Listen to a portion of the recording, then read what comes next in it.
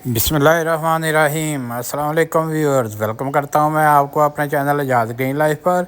दोस्तों, अगर आप भी अपने गार्डन में कुछ इस तरह की सरसब्ज़ और ताज़ा पालक उगाना चाहते हैं तो इसके लिए आपने मिट्टी कब तैयार करनी है, कैसी मिट्टी तैयार करनी है, उसमें क्या क्या चीज़ें शामिल करनी है, इसके अलावा आपने सीड कब लगाना है, पालक की कौन सी वैरायटीज़ हैं और आपने कौन सी सिलेक्ट करनी है।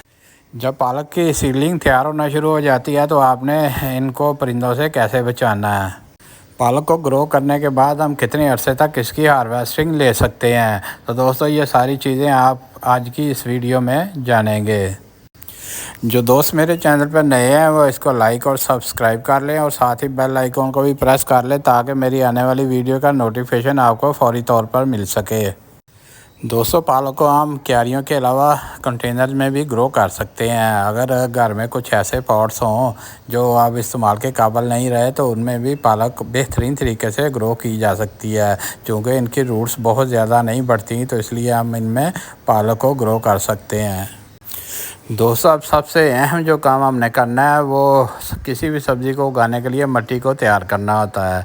अगर आपने मिट्टी बेहतरीन तैयार कर लिया है तो बाद में फर्टिलाइज़र देने की कम ही ज़रूरत पड़ती है। तो इसलिए दोस्तों, जैसे ही हमने सब्ज़ी उगानी है तो पहले हमने एक बेहतरीन सी मिट्टी को तैयार कर लेना है।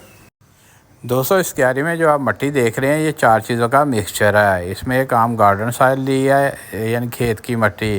खेत की मिट्टी दोस्तों, इसमें बहुत से मिनरल्स मौजूद होते हैं। इसके अलावा इसमें मैंने काऊ डंग में नोर यानी गोबर की जो खाद है उसको शामिल किया है।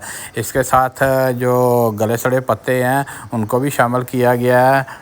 इनके अलावा इसमें कंपोस्ट को शामिल किया गया है। अगर आपके पास वर्मी कंपोस्ट है तो आप उसको भी शामिल कर सकते हैं। तो दोस्तों, ये सारी चीज़ों को तकरीबन बराबर मकदार में शामिल कर लेना है।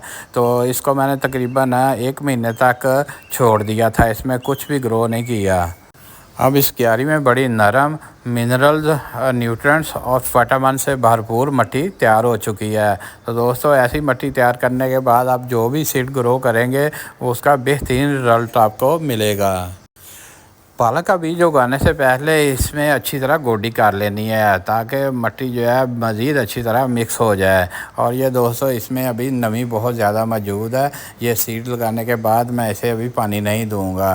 दोस्तों, ये बारिश का पानी है और इसमें काफ़ी ज़्यादा नमी मौजूद है। मेरे पास ये जो पालक का बीज है इससे उगने वाली पालक के पत्ते बिल्कुल फ्लैट होते हैं, उनकी सरफेस जो है बिल्कुल प्लेन होती है। इसके अलावा इसकी 2 और पत्तों के लिहाज से किस्में हैं जिनमें कुछ पालक जो होती है उसके पत्ते कर्लिंग होते हैं और कुछ ऐसी पालक होती है जो सेमी कर्लिंग पत्तों वाली होती है। पालक की इन सब वैरायटीज़ की बेहतरीन ग्रोथ होती है। अब ये इन्हिसार इस बात पर है कि आप कौन सी पालक उगाना पसंद करते हैं। इसके अलावा एक और वैरायटी होती है, उस पर पालक के पत्ते कटाओं वाले पत्ते होते हैं, कटाओं वाली पालक भी उसे कहा जाता है। तो दोस्तों, उसका टेस्ट भी बेहतरीन होता है तो बहुत से लोग उसको ज़्यादा पसंद करते हैं। दोस्तों, अब बात कर लेते हैं कि पालक को ग्रो करने का बेहतरीन तरीका कौन सा है। तो दोस्तों, ये देखें, गोडी करने के बाद इसमें लाइनिंग लगा लेनी है। कोई स्टिक की मदद से आपने लाइनें लगा लेनी है जिससे तकरीबन 1 इंच जो है इस मिट्टी में गहराई पैदा हो जाती है और बीज को हमने इन लाइनों में डाल देना है। लाइनों में बीज डालने के बाद हमने हल्के हाथ के साथ इस बीज के ऊपर मिट्टी को कवर कर देना है। ये देखें, इस तरह हल्के हाथ से दोस्तों आपने बीज को जो है वो ढाँप देना है।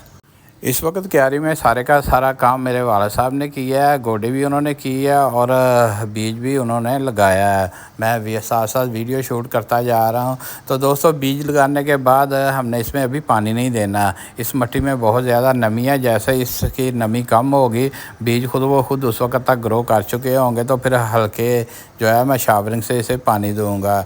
अब दोस्तों, अगला जो मरहला है, हमने सीडलिंग को परिंदों से बचाना है। उसके लिए ये जाली है और ये बड़ी ही ज़बरदस्त जाली है। इस जाली के होने से हमारे पौधे जो हैं वो महफूज रहते हैं। क्यारी में जितने हिस्से पे पालक का बीज लगाया है उस सारे के सारे हिस्से को जाली से ढाँप दिया है ताकि इसकी सीडलिंग जो है महफूज हो जाए। 3 दिनों के बाद पालक की जर्मिनेशन शुरू हो चुकी है। ये देखें, छोटे छोटे पौधे जो है वो नज़र आना शुरू हो चुके हैं और मिट्टी जो है वो ऊपर से हल्की हल्की खुशक है लेकिन नीचे से नमी अभी भी बहुत ज़्यादा है। दोस्तों क्यारी में इस वक्त आपको ये खुशक मट्टी की ढेलियाँ नज़र आ रही हैं। ये बिल्कुल सॉफ्ट मट्टी की ढेलियाँ, अभी तक पानी नहीं लगाया तो इसलिए ये ढेलियाँ नज़र आ रही हैं। जब हम इस पालक को खुला पानी लगाएंगे तो ये मट्टी की ढेलियाँ नरम होकर बिल्कुल फ्लैट क्यारी में हो जाएंगी। दोस्तों जब आप देखेंगे मट्टी में काफ़ी नमी ख़त्म हो रही है और मट्टी खुशक भी होती जा रही है तो आपने इसके ऊपर शावरिंग करनी है। खुला पानी नहीं लगाना। खुला पानी लगाने से पौधे अभी छोटे हैं तो वो रूट से ही, जड़ों से ही बाहर निकल आएंगे। खुला पानी उस वक्त लगाना है जब पौधों की ग्रोथ बेहतरीन हो जाएगी, या अब ये तकरीबन 4 से 5 इंचेस के हो जाएंगे तो उस वक्त हम इन्हें खुला पानी लगा सकते हैं। शावरिंग करते हुए पानी आपने इस तरह लगाना है जैसे बारिश के हल्के कतरे पड़ रहे हैं। बिल्कुल तेज़ फुहार नहीं मारनी, तेज़ फुहार मारने से भी पौधे ख़राब हो सकते हैं। इस वक्त जो पालक के बीज हैं बड़ी अच्छी ग्रोथ ले रहे हैं और तकरीबन 4 से 5 हफ्तों के बाद आप देखेंगे कि आपकी क्यारी या कंटेनर जहाँ भी आपने पालक लगाई है वो भर जाएंगे। आजकल मार्केट में दोस्तों सब्ज़ियाँ बहुत ही महंगी मिल रही हैं। इसकी वजह सैलाब है। इस साल बहुत ही ज़्यादा सैलाब आए हैं जिसकी वजह से अभी तक खेतों में पानी खड़ा है। तो दोस्तों आप जितना ज़्यादा हो सके घर में सब्ज़ियों को उगाएं। इस तरह आपको फ्रेश और सस्ती सब्ज़ियां जो हैं आपको घर से ही मिल जाएंगी। ताज़ा सब्ज़ियां ख़ुद भी इस्तेमाल करें और अपने मिलने जुलने वालों को भी गिफ्ट करें। उम्मीद है दोस्तों आज की वीडियो आपके लिए बड़ी फ़ायदेमंद साबित होगी। जो दोस्त मेरे चैनल पर नए हैं वो इसको लाइक और सब्सक्राइब कर लें और साथ ही बेल आइकॉन को भी प्रेस कर लें ताकि मेरी आने वाली वीडियो का नोटिफिकेशन आपको फौरी तौर पर मिल सके। मिलेंगे नेक्स्ट वीडियो में। ओके, अल्लाह हाफिज़।